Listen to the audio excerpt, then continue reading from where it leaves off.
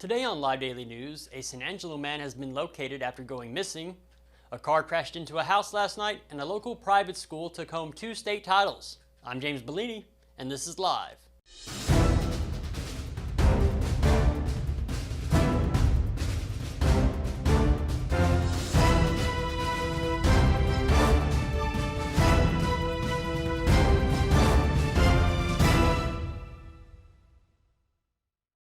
We'll get to the news in a minute, but first, have you voted yet? Voting is our duty as citizens of this country to preserve our liberty.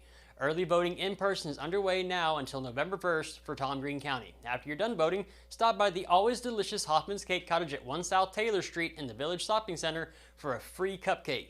They'll keep your I voted sticker, but you'll have the tastiest voting experience ever because Hoffman's cupcakes are wonderfully delicious and always homemade. Visit Hoffman's Cake Cottage in the Village Shopping Center at 1 South Taylor Street or online at hoffmanscakecottage.com. Starting things off last night, a driver reportedly drove into a house on Oakwood Street and then fled the scene. Residents in the area sent SandLive messages, pictures, and photos that showed a white SUV-type vehicle in someone's front lawn that had hit the residence. Police sectioned off a three-block radius from the crash, and a man was seen being taken into custody, but we are not sure if that was the driver. SandLive has reached out to the San Angelo Police Department for more details. Speaking of the SAPD, they have announced that they have located an 86-year-old man who was reported missing earlier today. James Chapman was reported missing by his family this morning, with his last known whereabouts being somewhere in the 400 block of Clover Drive. Police reached out to the public for any information about where Chapman was, and they have now located him. Details have not been released regarding when and where he was found. Have you downloaded the SandLive mobile app yet? It's free and it's the best app in the business. Download it off the Apple App Store or the Google Play Store. Stay up to date with news in San Angelo. And on Monday, the Cornerstone Christian cross-country teams traveled to Waco to race in the TAPS state meet.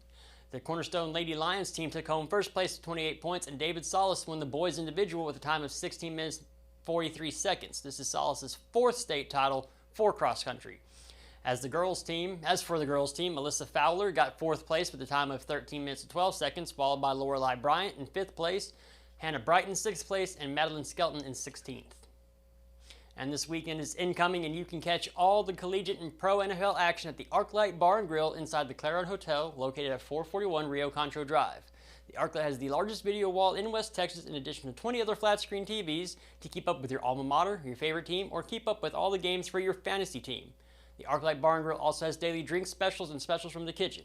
The Arklite Bar Grill, located inside the Clarion Hotel at 441 Rio Concho Drive in San Angelo.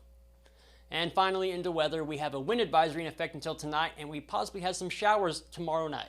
Right now, though, it's 83 degrees outside with a high of 85 and a low tonight of 68. Wind should die down a little bit on Wednesday, but tomorrow our high is 87 with increasing clouds, and then Wednesday night the low is 55. We have about a 30% chance of rain. On Thursday, which is Halloween, the high is 79 and the low that night is 59.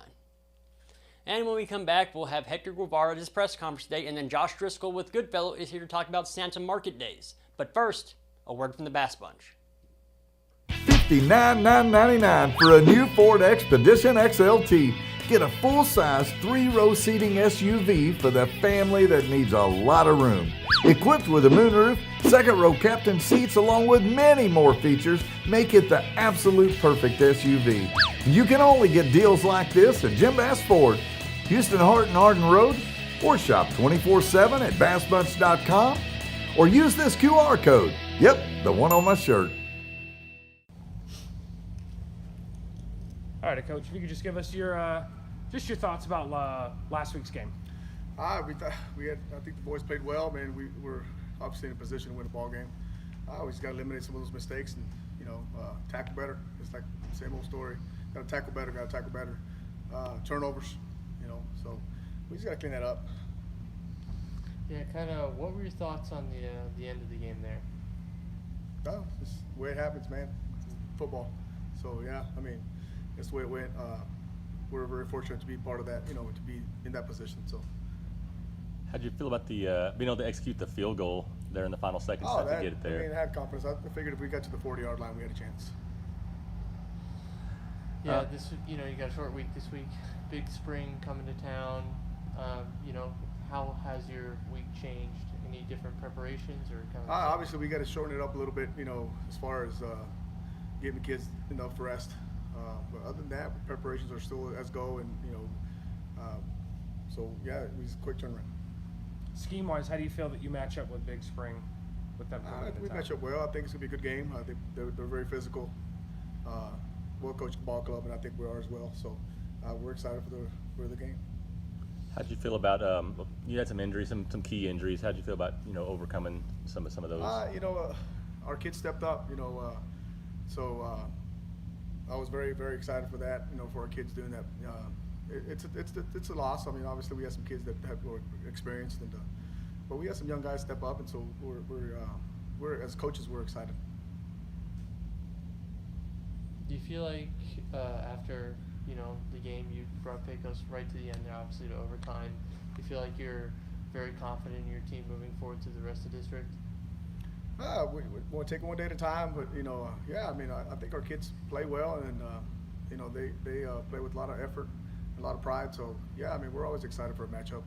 But everybody we play, they're excited as well. So we just got to prepare one game at a time. Last few weeks of the season winding down, give us your overall thoughts of just this overall season. I know it's been kind of a tough one for you guys.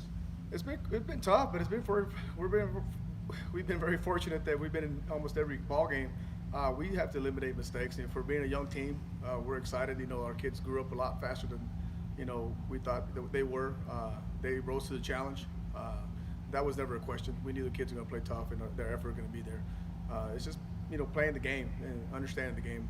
Throughout the season, that's what we're proud of. Yeah, like you said, Big Spring's a really physical team. They like to run the football, especially with their quarterback. How do you feel like? What is the best way to sort of match up against that? We're not. We're gonna do what we've been doing all year, and so we just gotta, like I said, previous times, we have to maintain ball control offensively and score points. Because we know Big Spring's gonna score, and so we gotta not give up a big play here and there. So that's the main thing. Thank you, Coach. Thanks, Coach.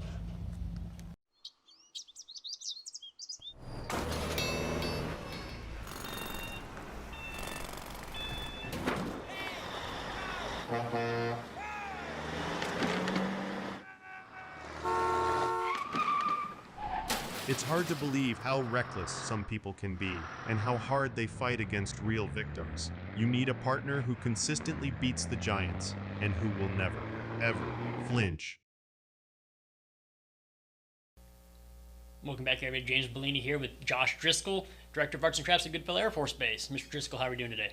Doing all right. Thanks for having me. All right. Yeah, we have a big event coming up over there. It's really the big type event that lets civilians on the base, Santa Market Days. That's right. This year we're proud to host the 42nd annual Santa's Market along with the 2nd annual open house. All right. And just kind of what is Santa Market Days over there? So with Santa's Market, we're going to have over 70 vendors from all across the state.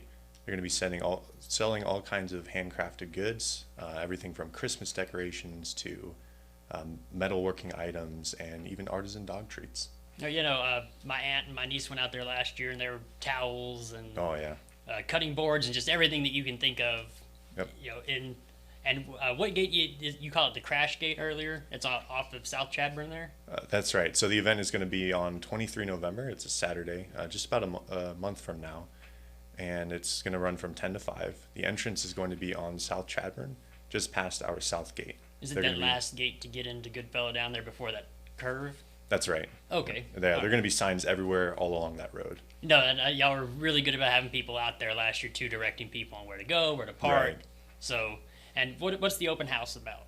So the open house is an opportunity for us to really showcase our critical mission on Goodfellow. So we're going to have everything from bus tours with guides to kind of drive patrons around the base and show them everything from the history to some of our static displays, things like that. And we're also going to have some demos from our teams at Goodfellow, military working dog teams and honor guard, things like that. That seems pretty cool. What goes into a demo? What goes into that type of thing? So, for example, for the military working dog demos, they're going to have their dogs with them and just kind of showcase some of their skills, some of the techniques they utilize in the field.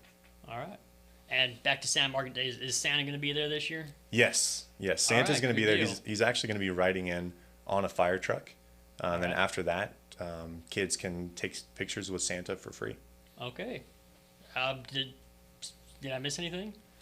So we do have a few more spots available for vendors. So anyone who's interested can go to goodfellow.af.mil. Okay. There's more information on the event as a whole, as well as links to the vendor application forms for vendors. Okay. Well, Mr. Driskell, thank you for coming in today. All right. Thank you very much for having me. Yes, sir. Back to you guys. When it comes to unique pieces you can't find anywhere else, KOS Diamonds and Coins is your one-stop shop. With over 24 years in the diamond and coin industry, KOS Diamonds and Coins is West Texas's choice for diamonds, jewelry, coins, silver, and gold. Owner Bill KOS stands by his work and offers free consultations, including estate jewelry. Don't just trust anyone with your valuables. Come see the staff at KOS at 1016 West Beauregard in San Angelo. Thank you for watching the Live Daily News Show, the only locally owned news show in the Concho Valley. Go like us on Facebook, X, and other social media platforms, and download the SandLive mobile app to stay up to date with news from in and around the Concho Valley. Thanks again, and we'll see you back here tomorrow.